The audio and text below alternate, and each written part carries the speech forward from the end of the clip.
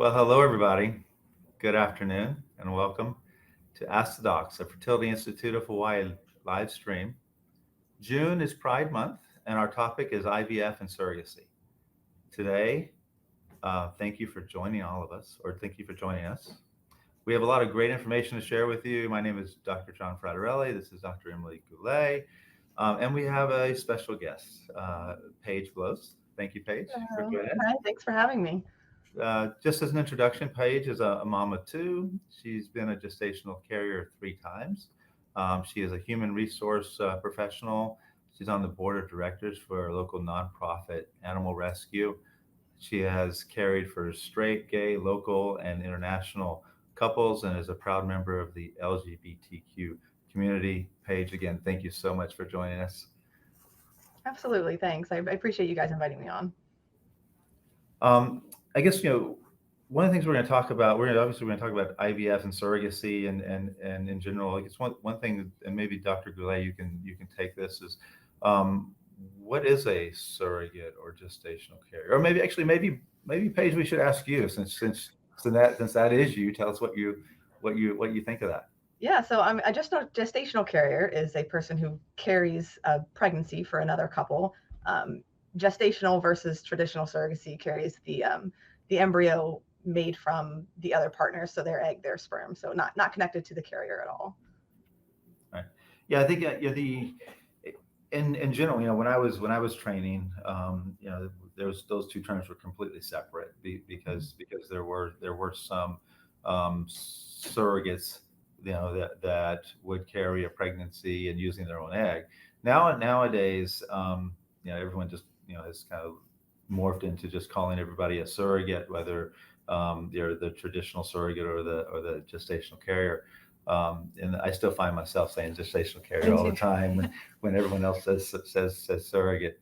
But it is very prevalent these days. I think, and then Paige, you probably even know better than us because you're in that community and probably speaking to people online. But we do know that in the last 5 years or so, the number of surrogate cycles we've done has just really exploded here in Hawaii, and we're a small market, right?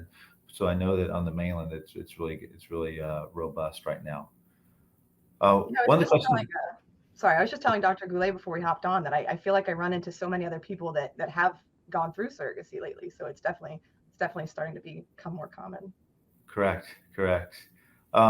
I guess one of the questions would be how, and Dr. Goulet, you can take this one. How does someone know that they need a surrogate? Great question. So there's lots of different reasons why a person or a couple may need to opt for a gestational carrier for their pregnancy. One of the most common reasons is due to a medical condition or comorbidity that would make carrying a pregnancy unsafe for a woman. So a woman who's had a particular kind of organ transplant or who may have had a heart valve surgery, those individuals may have been advised by us or MFM or their subspecialists that getting pregnant could put their life in danger. So that's one of the most common reasons why we see individuals opt for a gestational carrier. But that's not the only reason. We also have couples who have tried to conceive on their own, but they know that they have a known uterine factor. For example, they've had a fibroid uterus that has been operated on numerous times, and despite all of their fertility attempts, have not been able to conceive using that uterus. And when it's deemed a uterine factor, that's the only preventative part from parenthood. The good news is we can find another uterus. We can opt for gestational carriers to help us execute our plans of family building. There are other indications such as recurrent implantation failure, sort of along those lines. So individuals who we've got good embryos and everything looks fantastic for the transfer, but they're not implanting. If that happens if that happens numerous times over numerous cycles and we're scratching our heads, then the definition of insanity is doing the same thing over and over again and expecting a different result. So at that point, we might also recommend a gestational carrier.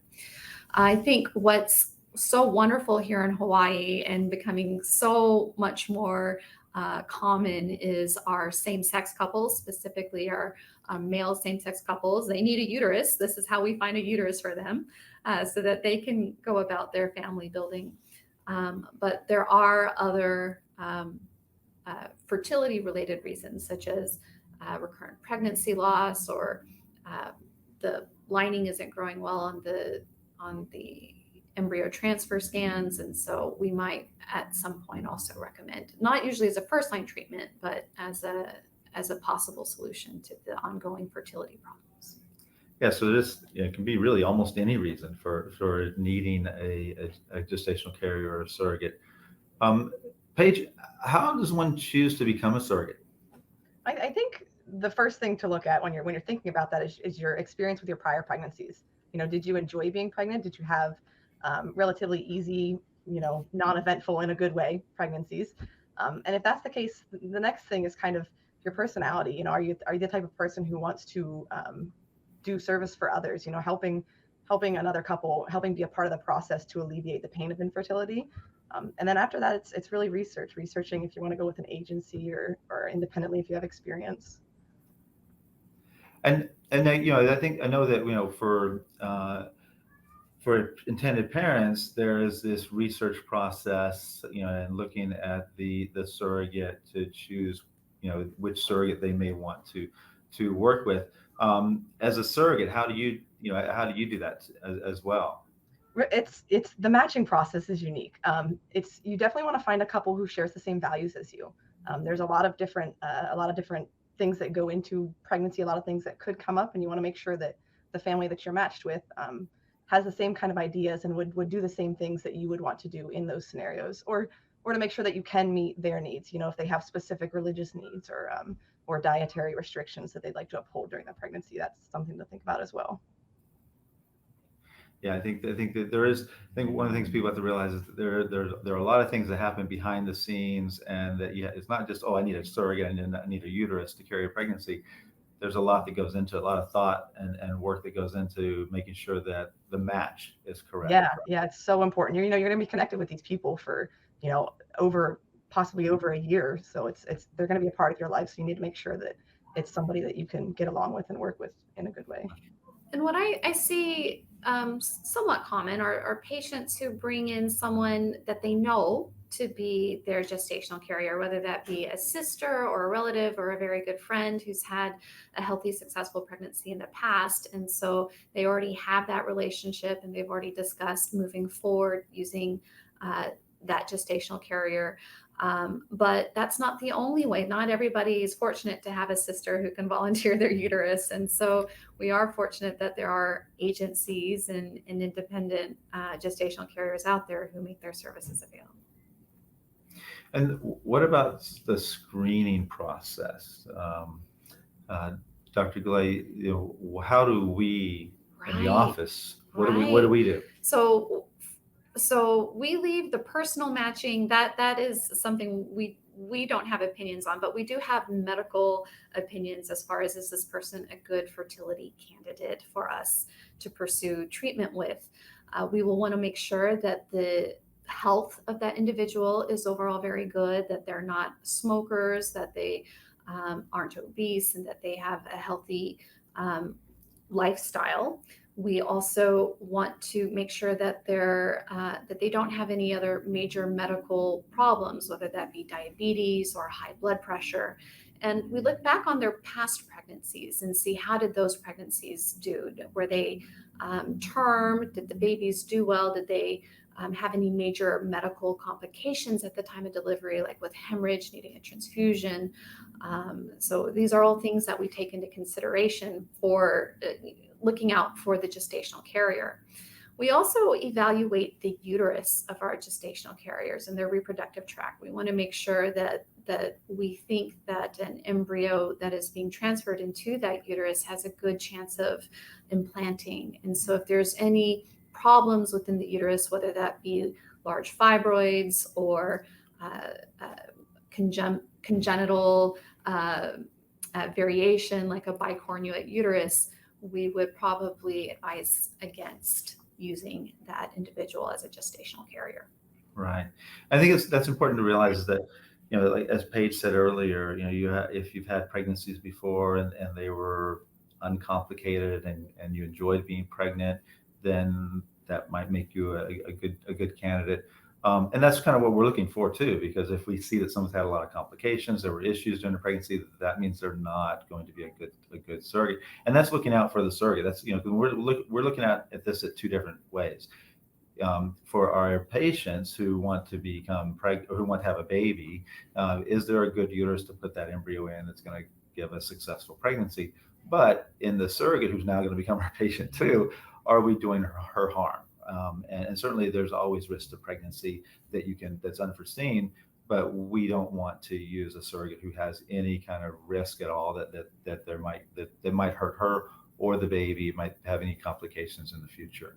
So we're looking at that on both sides. And with that, when we do the screening process, we actually have we cheat a little bit, and we send the surrogate to the maternal fetal medicine specialist, who's the high risk OBGYN doctor, and we get their blessing. We have them go through the records and go, okay, yeah, OB wise, this person looks fine.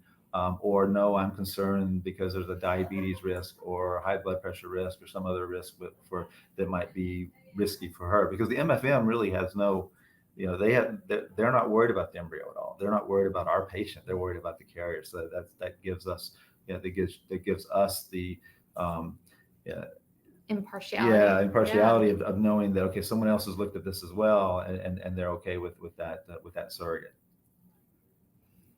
And go ahead. Oh, I was going to say though, but from the agency perspective, though, there are other tests and screening and requirements that you guys are looking for the optimal gestational carrier candidate, on top of what we're looking at from a medical perspective. What are some of the other criteria that your gestational carriers need to meet or exceed? Well, so Paige, I'm sorry, so Paige actually it's not I got the answer anyway. Oh, I'm sorry. I thought you were affiliated with an agency, but No, thank you. so Thank you. She was Just a carrier. Yeah. Before even getting to that medical screening, when you first talk to an agency, they do a psychological evaluation as well. So before even moving into, to make sure physically you can do this, they want to make sure emotionally this isn't going to be too much on you as well, because it's a very long process. It can be very emotional. There's a lot of hormones involved. So that's a really important first step before even moving forward. Is this person able to handle this much of a journey, this process that they're about to go through?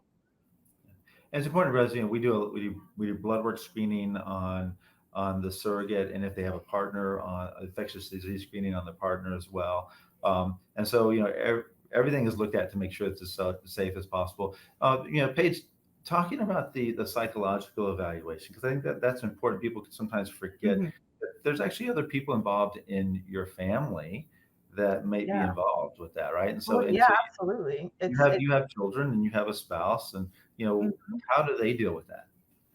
It's unique. It's definitely a unique experience. I think with my spouse, my partner, it was really the support that he gave me was so important to the entire process, to have somebody there. He obviously isn't genetically involved or physically involved in this, but that emotional support is very important for a gestational carrier to have, to make sure they have some sort of support system, whether it be their partner or online support groups. Those are helpful as well.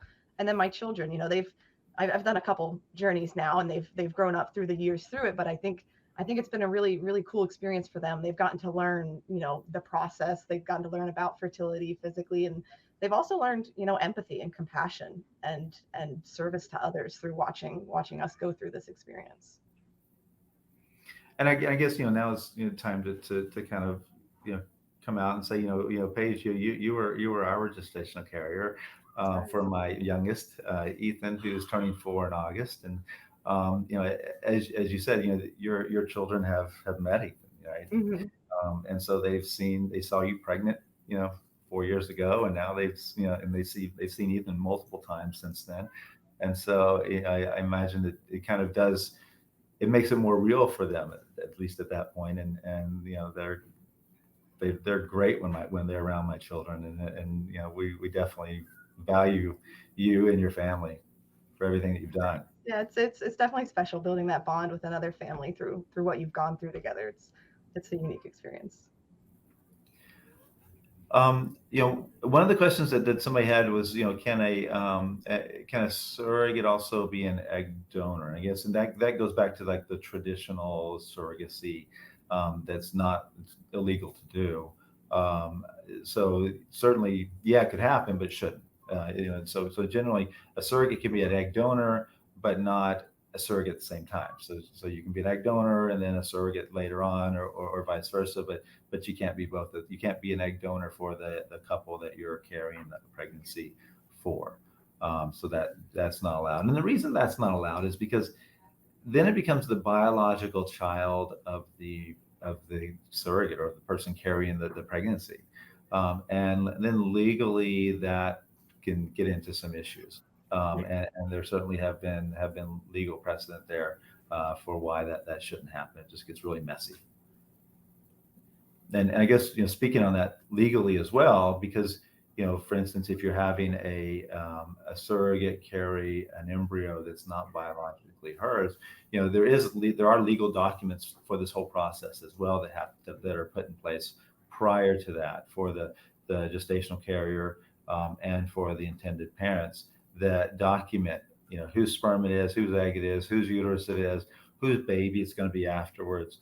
And so and like Paige said earlier, if there's any other items that the intended parents or that the surrogate really want involved with that, like, that really want in the contract, and those can be put into the contract, the legal contract as well. I think those legal contracts are so important to bring up because many individuals look for gestational carriers outside of the state that they reside in. And there are national and international companies as well.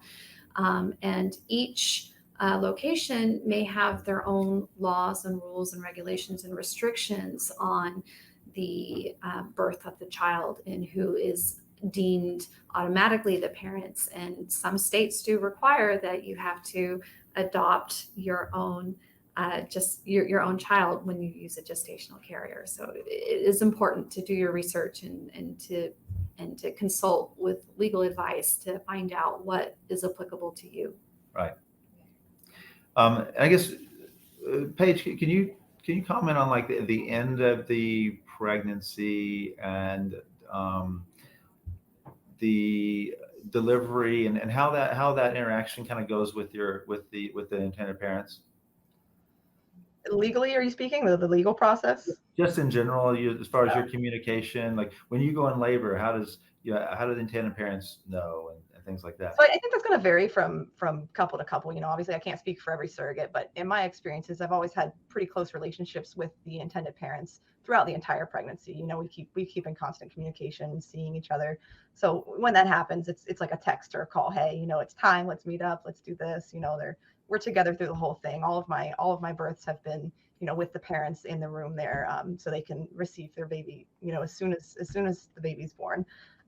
Legally speaking, it's really, our legal system hasn't really caught up with surrogacy. Surrogacy has kind of exploded so fast. We haven't had time for our states to catch up and kind of know these things are happening. So in Hawaii, it's unique. It's not too bad. It's not as bad as some other states, but it's still, when the baby is born, they have because you physically birth the child, you are automatically, the birth mother, even though it is not genetically your child at all. So there's that legal process you have to go through to get the actual genetic parents onto the birth certificate. But the parents have their baby as soon as the baby's born. So that's not tricky like it could be in some other states. Right. No, it happens very smoothly here in Hawaii. So again, you have attorneys involved on both sides, so that it works very well. And like you said, I think one of the most important things is having the surrogate and the intended parents just really be close, and you got to be close. I mean, I think one of the things I always tell my patients is that this person is going to carry your child. This person is going to do the most important thing in the world to you for the next 8 months. So you got to make sure that you get along with that person, and it's like a marriage, but it's a marriage that has to last that's going to have to last for next year. And so I think that really is very important. And again, you and pretty much all surrogates, every surrogate that I've had the pleasure to work with, have all been very good at that process, and having that personality to deal with the intended parents. Right. So that's very good. I guess one of the questions was cost for surrogacy, and I can kind of cover that. I think the cost for surrogacy really depends on what people end up doing. And I think one of the things that the patients, hear about is, a a surrogacy pregnancy ends up being, close to $100,000, but it's really in parts. So it depends on what you end up doing. Like the IVF part is one part, the transfer part is another. As far as there's attorney fees, there's the agency fees, there's all these things that kind of happen. But if that 100,000 or 80,000, whatever it ends up being, is only that total if the pregnancy goes all the way to delivery as well. Because if you end up just doing a transfer and there's no pregnancy, well, then the cost stops there. Or if there's a miscarriage of some sort, then there's a cost that stops there. And then there's obviously the other things that are involved with the surrogacy costs. Like, for instance, there are some insurances that will not cover patients when they're being a surrogate. So, like, for instance, if Paige if you had an insurance, it might not cover you carrying somebody else's baby, but would carry your baby, but would cover you carrying your baby. And so therefore sometimes we have to get a special insurance for the surrogate that will cover her as a surrogate. So there's extra costs like that people don't necessarily, think about. There are kind of monthly costs and everything. So that there is, it is a fairly significant cost, but in the end, the baby that you get is makes up for it. Put a price on that, right? Right. Let's see, what other questions did we have? Just as sort of an extension on that, although all of our gestational carriers are doing this out of altruism and the goodness of their heart, they wouldn't volunteer for this. They are compensated for unless you've got a directed, friend or sister. It's up to you if you want to pay your sister to carry the pregnancy. But going through an agency, those gestational carriers are compensated for the 9 months of that pregnancy and for the delivery. Yeah, there is it's a small monthly fee. I think that certainly probably is not nearly enough for what they do. So again, thank you, Paige. Paige, any last comments for you based on from your perspective of just being a patient or a surrogate, and how things have gone, or what people should be thinking of or looking out for? On the surrogate side, I think when somebody's interested in this, I think it's definitely worth researching. Do a ton of research. If you're interested in becoming a surrogate, look into all the questions and things that might arise before even reaching out to an agency. There's so many different agencies out there, and they all do things a little differently. So it's important to go into this process knowing what you want out of your side of it, and what's important to you before getting matched with another couple. And as far as the couples, coming into it with an open mind. I know it can be really scary, having to kind of rely on somebody else for something that you've been working so hard at. But the majority of us, we want to help, and being able to be a part of that process is such a special thing for us to be welcomed into that journey that you're on, to build your family. It's something that'll last forever and you'll never forget. Yeah, and that's what I tell my patients too. You have to trust this person. You're not going to be with this person 24/7. So, you have to trust that they're going to do the right thing, and you can't hover over them, and you can't nitpick things and get, you have to understand that they have to live their life, and you have to trust that they're going to do the right thing for the pregnancy. And otherwise you're going to just go crazy. Yeah. So hopefully most of my patients take that advice. One thing you mentioned about agencies, when you decide to become a surrogate, how do you find an agency? How do you go about doing that? Google. I mean, it's like, you want to find, if you're looking for an in-state agency, obviously that's important. In Hawaii, there's 2 main agencies. Some states have multiple agencies, or or if you know you want to go to a certain state because of the laws in that state, you would research the agencies there. And there's a lot of things to look at. Reviews, I think personally for me, are big. Looking at how other gestational carriers, what their experience has been with those agencies. Have they been looking out for the interest of the surrogate and the parents, or was it the kind of interaction that you're looking for? Because an agency they're going to walk you through the whole process. You really need that person that knows what they're doing with this process to be able to help you get through it. Right. Yeah, they have a checklist of things they're going to do as they get you on board and start doing it and start seeing if you can be a surrogate or not. Well, Paige, thank you so much for for joining us today and for your insight and agreeing to be part of this. It was very special for us. Thanks for having me. I appreciate it. I'm so glad you guys decided to do one on this topic.